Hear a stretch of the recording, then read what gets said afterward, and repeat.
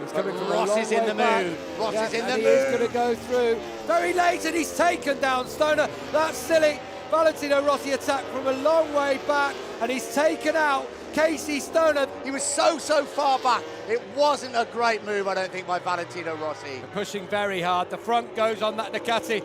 And you know what? Casey Stoner had the front of the Ducati taking him out a few times last year, and it's gone and done it again, only this time it's Rossi on the Ducati, clearing out the front of his Honda, and down they both go.